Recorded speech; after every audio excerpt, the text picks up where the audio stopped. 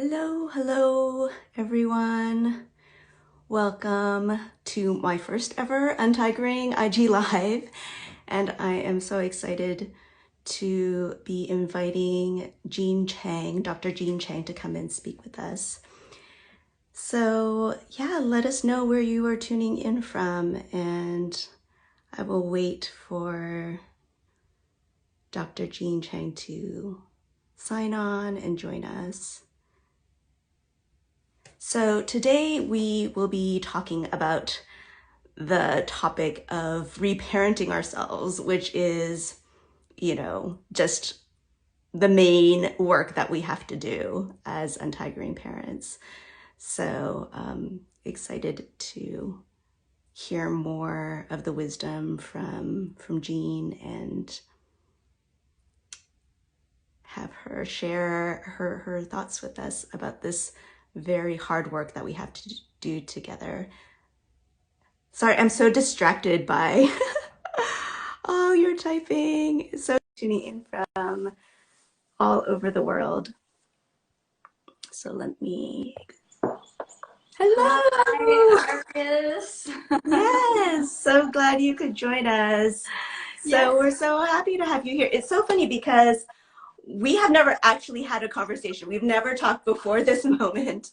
No. And yeah, I feel like, we're kindred spirits. I see all the beautiful things that you share on your social media, and have been so encouraged and inspired by what you share. So thank you so much for being here. Thank you, Iris. I love the work that you do as well. It's very close to my heart, and I think that we cover a lot of the similar kinds of topics about children, about parenting. So yeah, it feels great that we get to connect and do this together. Yeah. So, not everybody may know who you are or the work that you do. So can you just introduce yourself for us? Sure. So hello everyone, I'm Jean, and I am a clinical psychologist. I'm located in Singapore. I trained in Melbourne, so I lived in Melbourne for about 10 years, and I lived in New York for a year. And at all other times I've been in Singapore. I was born and grew up in Singapore, and I'm working in Singapore at the moment. So in my work, I see clients. I see clients for one-on-one therapy sessions. Sometimes I give talks as well. So that's the work part of what I do. But I like to. I feel most connected to myself when I'm actually not working. Like when I'm dressed down. I like to dress very comfortably. So no makeup, spectacles, and walking around. And I would be one of the people that you just walk past on the streets and just walk past. And that's kind of who I am. Very ordinary, I would say. Yeah. Yeah, well, thank you. I think there's something really powerful about being our ordinary, vulnerable, normal, whatever that means, selves, right? Yeah. So thank you for showing up that way. Yeah. So today the topic is about how to reparent ourselves as we are parenting our children. And I know that for me, parenting really was a portal to my own healing. It was like bringing and exposing all these things in me and my own, relationship with myself that were really wounded. And so I was just wondering, why is it that you think parenting is something that reveals our triggers and wounds? It's a great question, because when I became a parent, I was shocked as well by. I was like, what is this? Isn't it supposed to be like what you see on TV or books where the mother's carrying the child and you feel all connected? And I was like, no, it feels messy. It feels I'm all over the place. I felt so, I had moments of being connected, but they were brief, and there was so much more struggle. There was so much more. There were challenges connecting with my child the way that the media didn't portray back then. I think these days TV shows and media is portraying it more humanly and more realistically. But back then, yeah. So why does this happen? Well, in my opinion, and also in the things that I've studied, I'd say that for a lot of us, we are not aware of just the impact of our childhood and what it's had on us until often we become parents. Um, and I mean, even you even get clients coming in, for example, and they would be saying, I don't want to talk about childhood stuff. Why are psychologists always so hung up about childhood stuff, right? Because nobody likes to think about, oh, actually, a lot of the impact could also have stemmed from your childhood, and we don't realize the extent of it. And so, why does it show up now when we've become parents? Is I think it's because when we were young, we had to learn ways to adapt. We had to learn ways to feel safe in our family environment. And when I say safe, I don't just mean safe in a sense that we've been abused, although some of us have been, but I mean safe in a sense that you feel loved and connected to your primary caregivers. And I think that's the most important form of oxygen for children. So, so to desire that is what we were evolutionarily created to desire, and so children will come with that desire.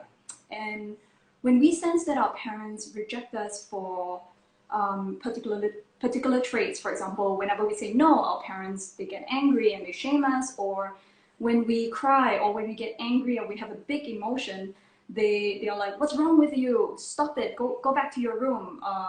Why are you such an embarrassment? You know, when you get that kind of shaming, that kind of rejection, it's very painful for children because it's a disconnect with your parent. So then as children, then we are brilliantly adaptive, sometimes painfully adaptive in the sense that we have to unlearn the things that we adapted to in childhood. But it was brilliantly adaptive for our childhood, because if our key criteria as a child, or our key concern as a child, is to be connected, to feel loved with our caregivers, then we are brilliantly adaptive at doing that. So we would learn, okay, when I have an emotion, I get rejected. So I feel a lot, but I will hold it in. My expression looks okay, or I just keep it as quiet as I can. Daddy doesn't like me to say no to him, so I'm going to just keep quiet and just nod and go along with everything he wants. And look, hey, it works. They smile at me more, they're happy with me more, they play with me, they connect with me, they talk to me more, they praise me more. So we get what we want as children, not realizing what we have had to adapt and sacrifice in terms of who we are, in terms of what is actually human and natural and healthy. It's a little bit like, sometimes I like to think about what happened in China to the women who had to bind their feet all those years ago, because back then small feet was the idea of beauty. And so they would really bind their feet, and the feet is really small. I think I read somewhere that someone bound it to 4 inches. Like, it never grows because you bind it, right?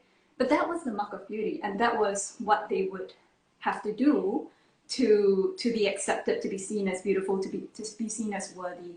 And I mean, it's not a direct comparison, but the same kind of principle applies here. We kind of bind those places in us, such as our feelings.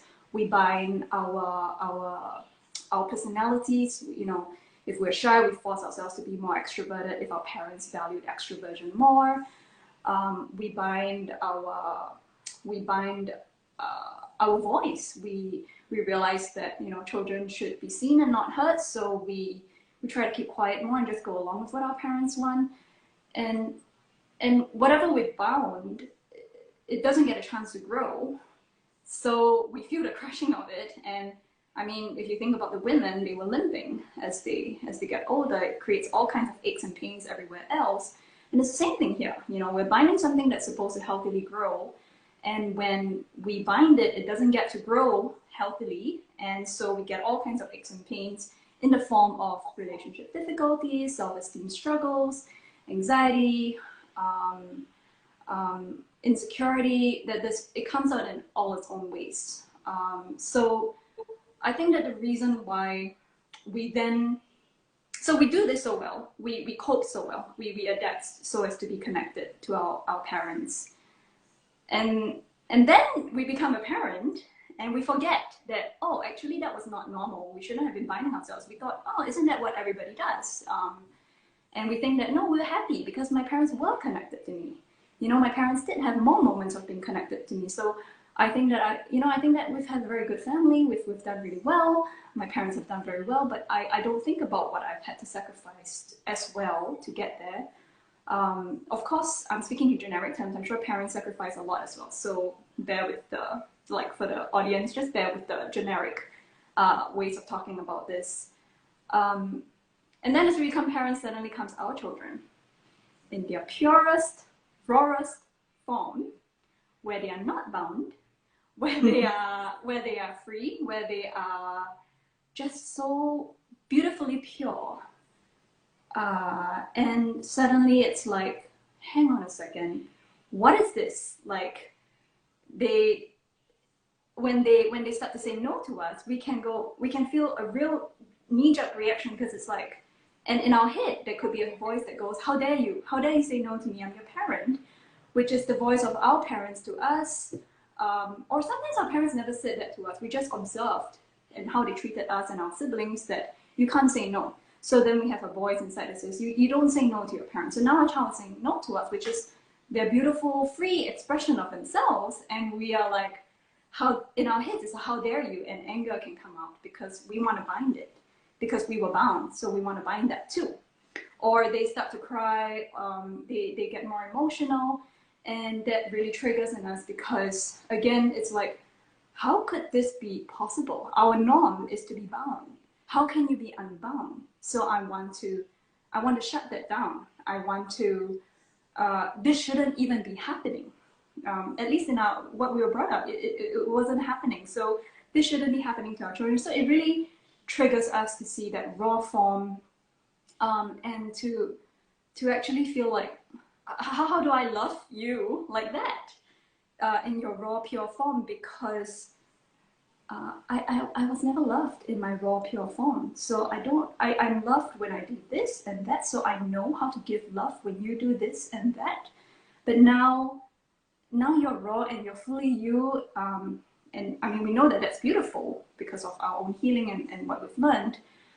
But when we haven't learned all these things, and even if we learn that, our emotional side is still, oh, how do I love you? I've not received the love when I was raw and when I was pure. So how do I give to you what I didn't receive?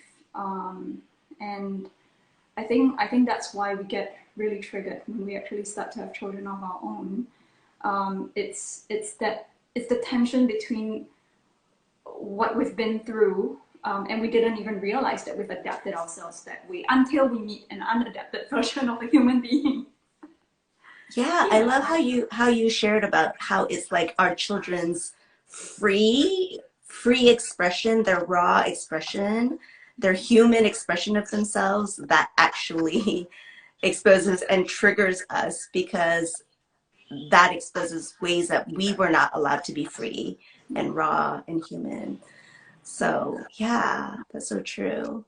And so, like, okay, now that we recognize it and see that there's work to be done, what advice do you have for parents who are trying to do this work of reparenting?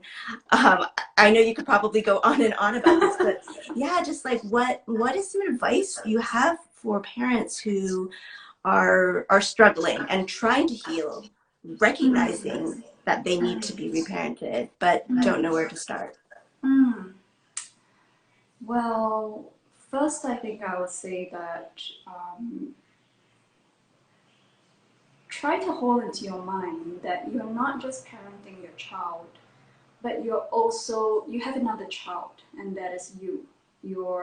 I like to call it our inner child, and a lot of my work touches on that. It's basically the part of us that and I'll call it the wounded inner child as well, like the part of us that was bound. So as you're parenting your child, it's not just you and your child in the room. There is also an invisible child in that sense that lives inside you, that watches, that feels it's not fair. Why are you giving so much attention to her?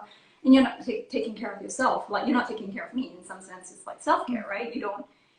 There will be all these tensions because it's that sense of children are all about fairness. So there will be that comes out as well, and that can come out in the form of anger towards your own child, but actually that's not you as the parent. That's actually your inner child talking. So I guess my idea, first I want to say, hold on to the idea that it's not just you and your child. It's not just adult child.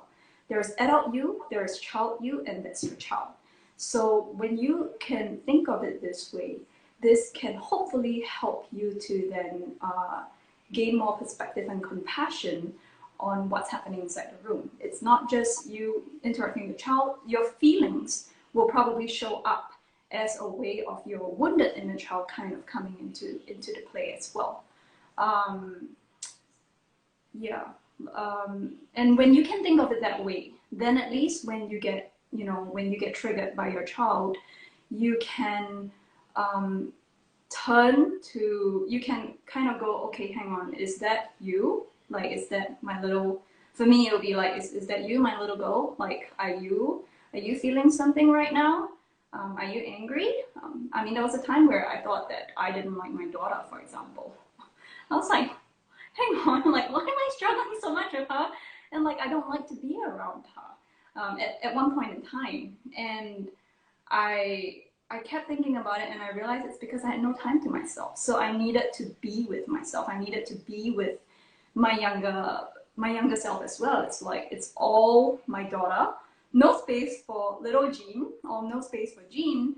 And that would lead my inner child, who is very good with fairness, would say, how can it be that everything goes to her and nothing comes to me? So there will be these things. And so paying attention to when we get triggered, when we feel like we're struggling with our child, that could be an indicator that, okay, pay attention to what's happening inside your feelings. Try not to judge it.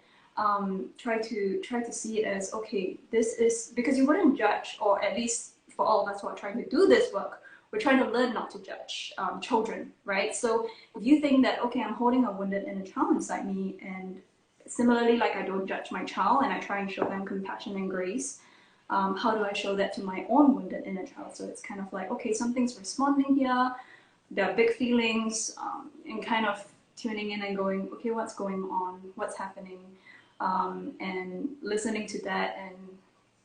And sometimes you just feel like it's not fair, like she gets all of your time and I don't like her stepping over me, because sometimes your children just hitting you physically all the time, and it's like, I don't like that. So okay, maybe I need to draw some physical boundaries with my child in that sense, like, hey, watch it 5 steps before you come to mama, slow down, something like that, to protect yourself as well. I think thinking of that can, like, the idea of a wounded inner child can increase the idea of compassion, especially since we are already parenting a child. Then it fits in the same kind of mind frame of, okay, I have another child to parent here. I really like what I ever heard on Dr. Becky's Instagram. She ever said something about how when you're triggered by your child, it's an invitation for you to grow that part of you. So it's similar with the idea of, like, if I've been binding my feelings, if I've been binding my voice, then when my child, we use feelings as an example, when my child is having a big emotion, that would definitely trigger me, because I've bound my feelings, I don't access my feelings very well, I don't let myself feel. So how dare you feel your big feelings? That will trigger me, for example. Then it's an invitation for me to grow that part of myself of, now is there some feelings here that's going on as well? I'm so triggered by this, so maybe pausing and reflecting, am I actually feeling sad, or am I actually feeling angry about something that I haven't paid attention to or forgotten to pay attention to, and just pausing and being with that. And just as we are telling our child, like, you can feel whatever you feel, it's okay, I'm gonna keep you safe. It's really saying those same things to yourself, because if you imagine you're talking to an inner child, you will be saying those kinds of things to yourself as well. So she was saying that as we grow those areas, so for example, if the child is also saying no all the time, having a voice, saying, I want this, I want that, and that triggers us. Because like, who are you to tell me what you want all the time? Could it be because I never got to say what I wanted when I was young? It was always what my parents wanted. Then maybe it's an invitation for me to also learn, what do I want and how do I express that?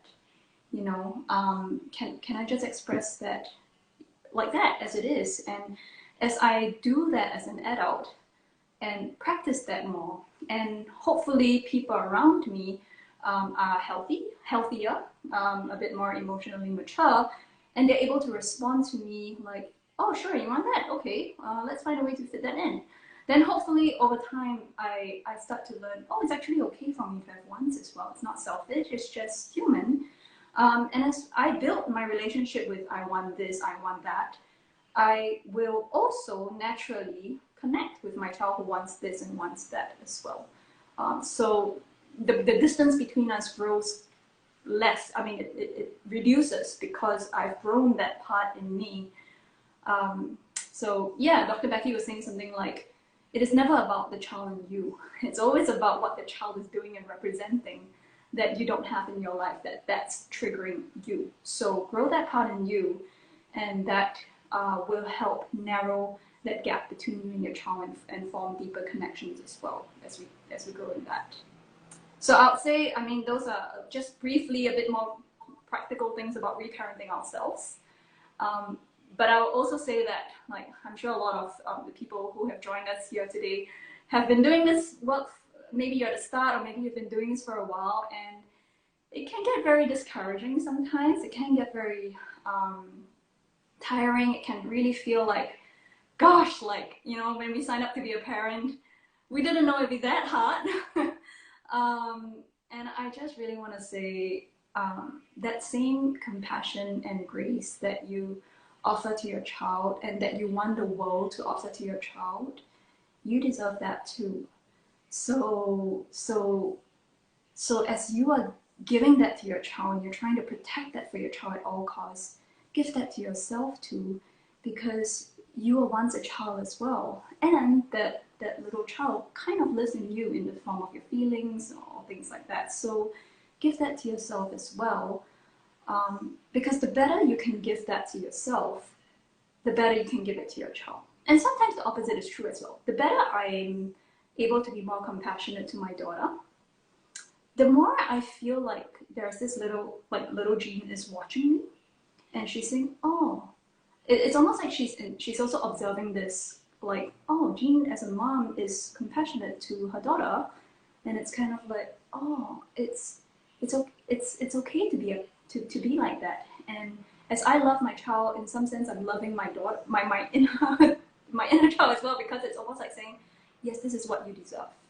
This is actually how I wish you had it with your parents. This is not to blame parents or anything, but as we do our own work, we're just claiming what we've received and what we're just trying to heal from. So as my little girl inside me is watching me, she gets to see this. I do feel sometimes that it's almost like a part of me feels more healed whenever I am kind and compassionate to my daughter. It's almost like a part of me feels, yes, this is how it should have been. And so it's the opposite is true too. As we love our child, we offer that to ourselves better, and as we love ourselves better, we offer that to our child better. So I would say a lot of compassion, a lot of grace. Sometimes it can be so hard to give ourselves that, especially when we notice that our impatience has just hurt our child, and it can be very hard to forgive ourselves.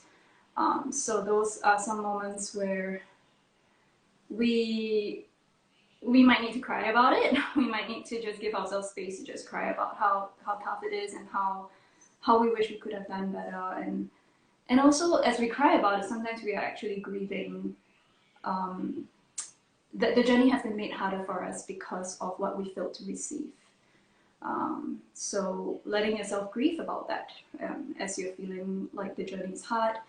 Maybe you need to grieve about it because the conditions that you went through when you were young, even though you might not be fully aware of everything you went through and how it impacted you today, they probably did. And so you you have give yourself that space to grieve that it's not as easy as it could have been if you had more attuned, um, conscious parents, emotionally mature parents. So yeah, I would say, and I would also really like to encourage people that it really does get better. Because, just like how we're learning how to drive a car, it's everything is so clunky at first. It's like, oh no, I need to remember to turn this, and I need to. There are so many things you need to juggle in your head, and you constantly have to hold all that in your mind at the start. But it really does get easier. And over time, you don't even know how you got to your destination sometimes because it's like, oh, my body just did it all for me. And it does get there here as well with parenting our children and reparenting ourselves. I would say that at the start, it's like, okay, what did she say? Oh, she said, think of my inner child as well, and remember there's another child. You'll be thinking about all these things. But over time, that can come quite intuitively. I mean, I had a client recently tell me that she just found herself doing this as she was walking home and singing a song one day, and then she realized that she was actually comforting her inner child as well, who was feeling a bit triggered by something she didn't even realize had that impact until she was like, oh. So it came so naturally. She didn't have to, oh, okay, little girl, what are you feeling? But at the start, she had to start that way. So I guess what I want to say is that it's meant to be hard at the start, like learning any skill, but it really does get easier. And I'm very confident it gets easier for every person as we do this work. Don't judge yourself by the moment to moment or the day to day, just like how you wouldn't watch your child and say like, how much have you grown today? Or like, today, can you finally write the letter A neatly? Or, you don't do that. As our children are growing, we look at them in chunks of time. And then we're like, oh, look at that, there's this change. So kind of look at yourself that way as well, in chunks of time. Don't evaluate yourself every single day. If you need to kind of just check in with how you're doing, I don't know, do it every 3 months, 6 months. I like to do it every year because I feel like every year is when you really can see like, hang on, where was I last year? And where am I this year? And then you really see a massive growth. So I would say that it's helpful for our mental health as well, not to scrutinize ourselves too closely. Yeah. Yeah, love everything that you said. There's so many good nuggets there. Something that came to mind that I've been thinking about recently is just humanizing ourselves and humanizing our children, just as we want our children to have that freedom to be unbound, like you said. Like, how can we also offer that to ourselves, that we get to be human too? That means we have bad days and we make mistakes, and we have moments when we fall into doing things that we don't want to do. And instead of being hard on ourselves, instead of like scrutinizing and analyzing and having these like impossibly high standards for ourselves, that we just accept ourselves as human. And I think there's like so much grace and compassion when we can do that, just like you mentioned. Yes, definitely. I think compassion is so underrated, but it's such a key ingredient to actually what a lot of us are seeking in life. Like we're seeking confidence, we're seeking security, we're seeking, yeah, we're seeking kindness, and compassion it really helps us to feel whole and get there. So definitely, yeah. Yeah. So then, for somebody who is sort of in the thick of it, and their child is having a big emotion, and we're triggered, we're having our own emotions as well, Yes. and we're getting more and more activated and upset. Like, in those moments, how would you just what advice would you share with parents about how to help their child regulate when they're having trouble regulating themselves? Plus, I just want to say that sucks. It's so painful when you're dysregulated and you have to regulate another human being. It's really, really hard. So first, I just want to validate how hard it is because because sometimes people go into these places where they're dysregulated and they think it's why can't they just do it this way, as though it's so simple. Why can't I just blah blah blah? You know, it's really really hard. I don't know that I found the answer myself, but I would say that in general, speaking in general terms, we can't quite regulate our children when our own nervous system is dysregulated. Why? Because we have our nervous systems respond to each other so much more powerfully than our words respond to each other. So a parent who can come with a calm nervous system that doesn't say much can have a much bigger impact than a dysregulated parent who kind of says the right things, but in her heart, but she's frazzled. And so, having said that, I can only imagine people are thinking, "Oh no, then I'm never gonna be able to do this because my nervous system is completely off the charts." When you know, I mean, I know I would feel that way sometimes. I will say that kind of knowing your nervous system a little bit and what are the areas that tend to trigger you and take you off your nervous system, like dysregulate your nervous system, can be helpful just as some kind of planning beforehand. So later I'll talk into when you're in the thick of it, what can you do? But just as a general planning, we can kind of plan for this. So for example, think about when are the times you get most dysregulated, or what tends to trigger you the most. Could it be when they're not sleeping? Could it be when they don't eat? Is it at a dining table? Is it I know I've got people who tell me it's always when I go out of the house and I come back. It's that transition periods that really stress me. It's the rush of it all that stress me. So understanding what tends to dysregulate your system so that you can kind of make provisions for that early on. So for me, for example, I really struggle when I'm rushed. I'm a highly sensitive person, and I've just read somewhere that highly sensitive people hate being rushed. Like, it's really bad for our nervous system. So I was like, that makes so much sense. So I know that when I'm in a place that I need to rush, and I'm rushed for time, I'm going to be naturally dysregulated. So sometimes, so knowing this about myself, like this is one of the conditions I get dysregulated, then that means that, okay, Jean, that means that even though you want to sleep until 7 o'clock, you have to get up by like 6:40 so that you're not rushing through your morning routine before you move off. That can be helpful.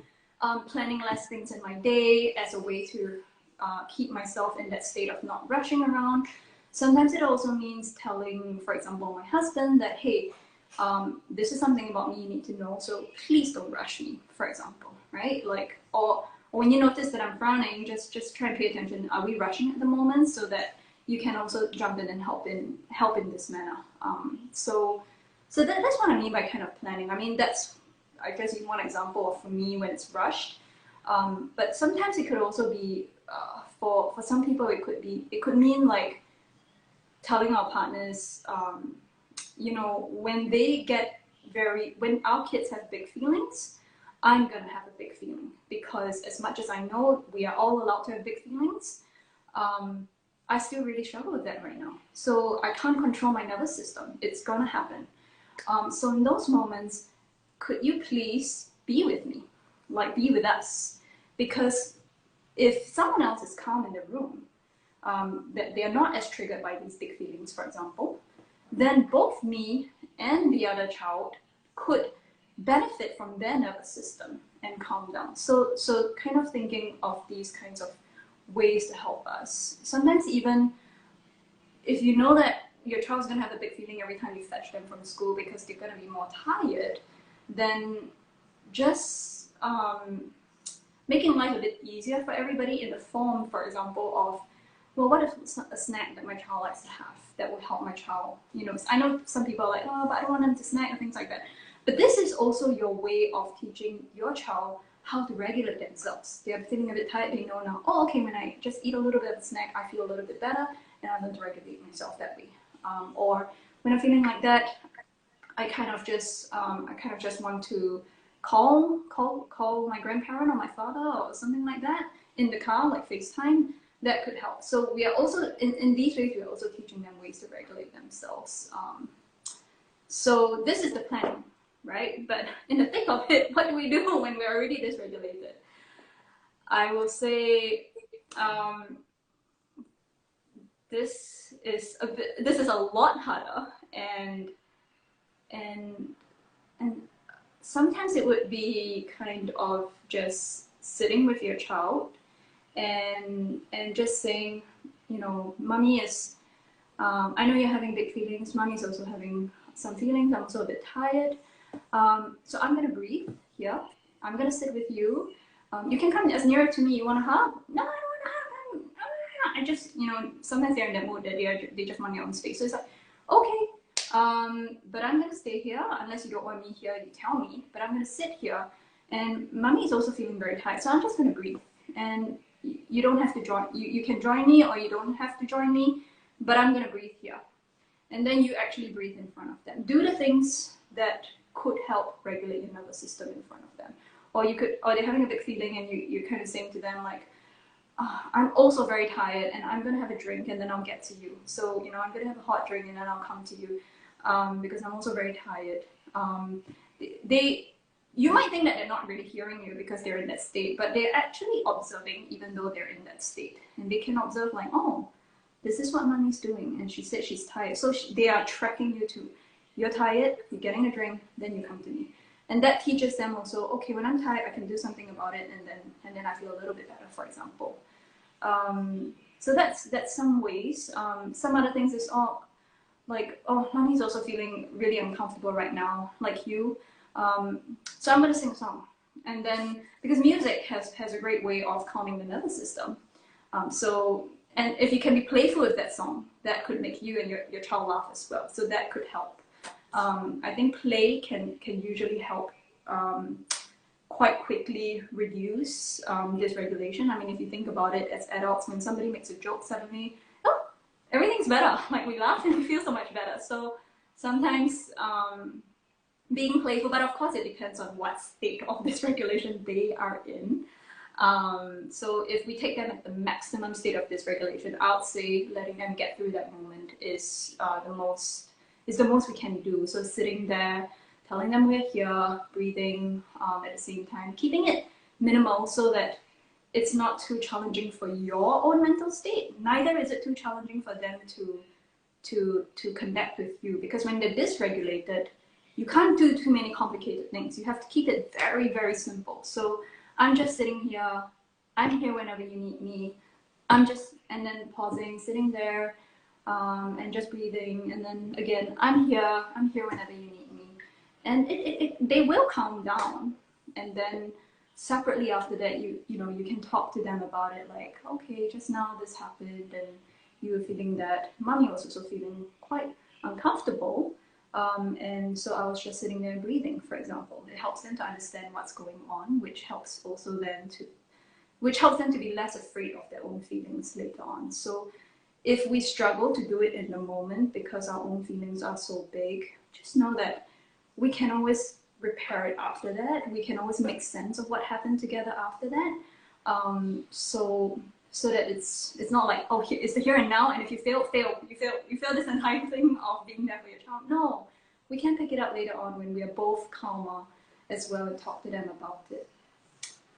I was also just thinking about something that happened with my daughter recently. She wasn't dysregulated, I was dysregulated. So I was very, very tired, and I was talking to her in a tone like, I was just like, can you just put your hand here and just try this? And then as I was doing that, I suddenly realized how I was talking in such an impatient manner. And I could see her kind of like look at me. So when she looked at me, it jolted me out like, oh, okay, I'm in a particular state. And then at the back of my head, I was kind of like, okay, Jean, she's probably there's a chance she might think I irritate mommy, or I make mommy angry. I'm being a trouble to mommy. That's why she's so impatient with me. And I don't want her to leave with those messages, because how I was feeling had nothing to do with her. So what I did was, because I had that moment, then I just kind of went, hey, just to let you know, mommy is quite irritated and tired at the moment, because all I want to do is I just want to go and bathe and lie down on my bed in the aircon room. But I have to fix this door. That day I was fixing the door. But I have to fix this door. So mommy's a bit irritated and angry, but it's nothing to do with you. And then my daughter she suddenly just hugged me, and then she disappeared. And then she came back with a fan. And then she put in her fan. She's like, "Can you feel this, mommy?" And I was like, "Oh, well, that regulated me." Like, I mean, they don't have to do that, right? I wasn't expecting her to do that.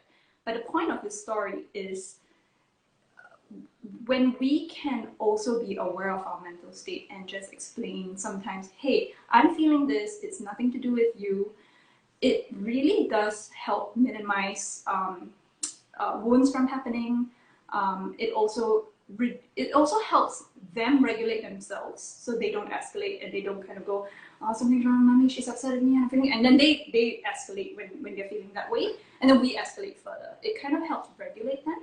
And it also keeps us a bit more regulated because we're acknowledging what we're going through, and we are also just holding ourselves as best as we can in that. So I would say sometimes, yeah, being able to just tell your child, "Hey, I'm feeling this way, it's nothing to do with you," it gives us the compassion to feel what we are feeling without needing to worry about them too.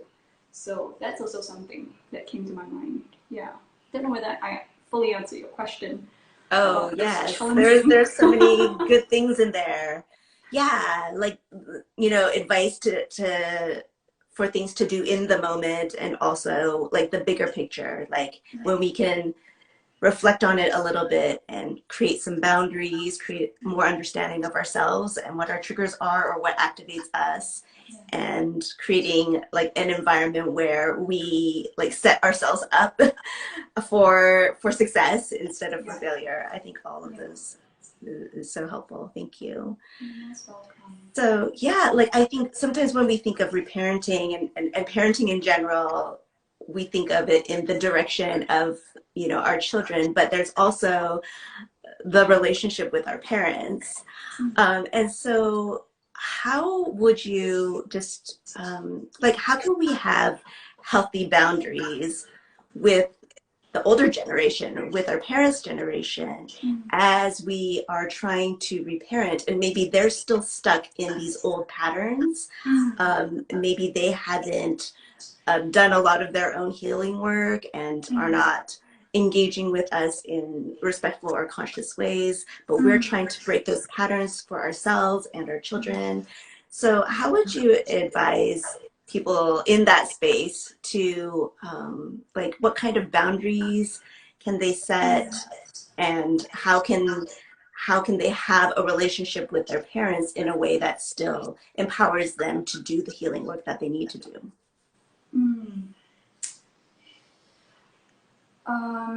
This is a question that I'm going to answer it very generically, but it really is a very diverse question in the sense that it really depends on where our parents are at as well, in the sense that, what kind of parents are we talking about? Are we talking about toxic parents? Are we talking about well-meaning parents who are also on this journey, but they are further, they haven't done much of the journey themselves. So because depending on where they are on that, then it changes our approach as well.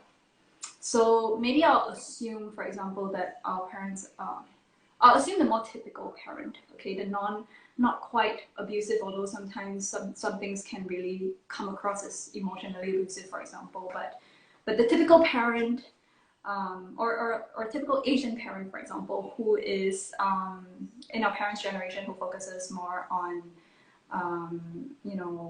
on financial stability, on family togetherness, that kind of a parent.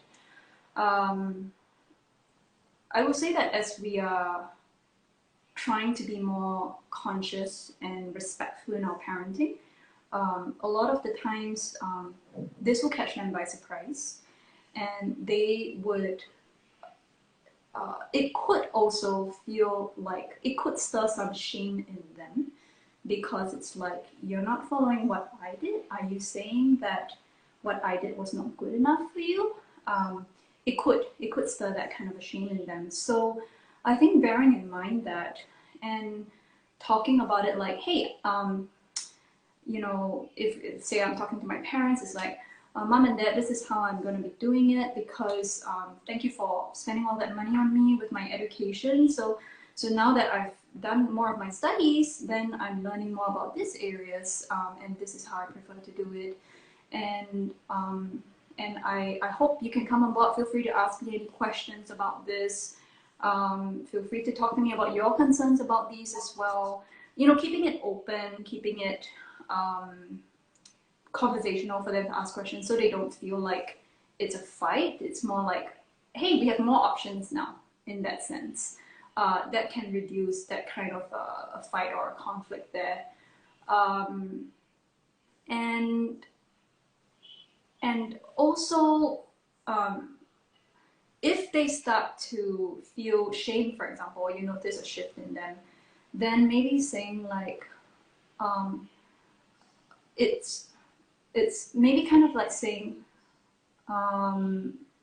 look, I think that in your time, you didn't have access to these resources. Look at how we have the internet today. And just Instagram alone has so much information that even our generation didn't have 10 years ago, for example, right? So things keep evolving. We have more access these days. Don't beat yourself up about this. This is not to say that what you're doing is not right, but this is just, we're constantly trying to improve ourselves. I mean, for a lot of Asian parents that I know, they're always improving themselves in what kind of food they eat, so they're like, I read this and this is the food you can eat. And so it's kind of like, you do that, this is what I'm doing here too, to try to help them make sense of that as well, to hopefully then make it more relatable and reduce that sense of shaming that's going on. It's like, we're all on the same page, we're all just trying to grow. You've done really well there. Sometimes I take your tips, I learned this, and this is what I hope we can do. And then I think sometimes it's also kind of thinking, it also depends how involved they are with your children as well, right? Because like the less frequent they are around your children, then obviously the less impact that person has on your child. The more frequently you are around that person, the more impact that person has on your child. So evaluating that in terms of how often you speak up as well, or what are some battles that you really want to fight. For example, if my parents say something to my child that's totally different from what I believe in, like, for example, like, oh yeah, you need to dress like that and look pretty, and like, if that's something, I mean, that's not something I believe in. So, but if that comes out like once, and I know that, for example, my child only meets this person once a week, for example, or even less than that, then it's kind of like, okay, I will undo that later in my own time, like, because your child is with you so much more of the time, and you can talk about your values more, about how like, oh yeah, we just dress so that we feel good. Do you feel good in what you're wearing? You can do that in your own time. You can undo quite a lot of things that way as well. But if they're saying something that, so like, I would say pick your battles is important, because you're trying to maintain your relationship with them, while also trying to maintain your autonomy as a parent, as an adult. So it's a balance. And I would say that with a balance, there's no clear-cut black and white rule about this. It's always evaluating, it's all the nuances, and sometimes it as we pick our battles, then it reduces the tension around everybody as well. So for me, I know that I try to manage it by redirecting conversations. At least what I understand in my country, in Singapore, boundaries are seen as very harsh, seen as very very harsh, very well, it's almost, people can get a bit taken aback, like, what do you want to, like, well, are you fighting with me, kind of a thing. So even when we're being assertive, we are assertive in a more I don't know, we tone it down a lot still further in our assertiveness here in Singapore. And with parents, I would say that, like, I I tried to choose a different approach because I realized from talking to other people that it's like most of the time, if our parents are not interested on this journey, for example, then what can you do? You can't really keep telling them and having a proper conversation about this. So then it helps to redirect the conversation. Like if they said something, a topic that you don't really want to talk about, then you jump in and you talk about something else. And then obviously you talk to your child later on if you feel like there's something you need to clarify about what was said earlier on. For me, I only really speak to parents directly um, it if I notice how I feel after that. So if something was really didn't sit right, um, and I find myself getting really angry about it, for example, then I will take that as a cue that something here is very important that I need to look at and not just redirect away. I need to be more assertive about this. And then we can try to find softer ways of talking about it, for example, in a way that says like we are all on the same page. We're here together we just want the best for our child, and this is where we're coming from. So yeah, these are some things I would think of. They are of course coming from a place where parents are not toxic. They might be immature in certain areas, but they're not toxic. So how do we work around these things? Yeah. Yeah, thank you. I think it's really helpful, you know, because you work in an primarily Asian context. And for those of us with Asian backgrounds, I think there's a way of communicating um, even our boundaries that aren't as harsh as maybe other cultures where we communicate it in different ways. We try to finesse it a little bit in Yeah. ways that we hope the other party can hopefully receive. Yeah. And so, yeah, I think because boundaries is something that we talk about a lot, you know, in our relationship with our parents or, you know, trying to heal. But I think the way we do it needs to be culturally sensitive and culturally relevant. So Definitely. I Yes. appreciate your thoughts on that. Yes. So yeah, I think we are running out of time, and I Okay. so appreciate you making the time to come. I don't know if we really have time to take Q&A before I think time cuts out, but maybe we Yeah. can do this again and just have it be an Sure. open Q&A. But yeah, can you tell people how to reach you or how to follow you and what other Yeah. things you offer? Yeah. So I am on Instagram. My account is Gene Psychologist, one word. I am not active at all on my messages or my comments. I have to be very honest about that. That's me being compassionate to myself. In terms of working with me, I see clients for individual therapy. I do see international clients online as well. And the best way to reach me about that will be via email. So my email is drjeancheng@gmail.com. So that's quite straightforward. Have a website. Haven't done anything about it for more than a year, which oh, but anyway, yeah, hopefully it'll be up one day. At the moment, I don't have any workshops or courses that I'm offering, although I've been thinking about that as well. So maybe one day there will be, and I'll advertise it on my page. So yeah, that's some things about finding me. Yeah, Yeah. great. So definitely follow her on Facebook or Instagram. There's so much good stuff there. So thank you so much. We really appreciate you taking the Thank you so time. much. Thank So you, yes, Ashley. go follow her, and hopefully we can have more of these conversations together Yeah, on a different day. Thank you that'd all be for great. tuning in. Thank you. Bye, Bye. Thank everyone. you.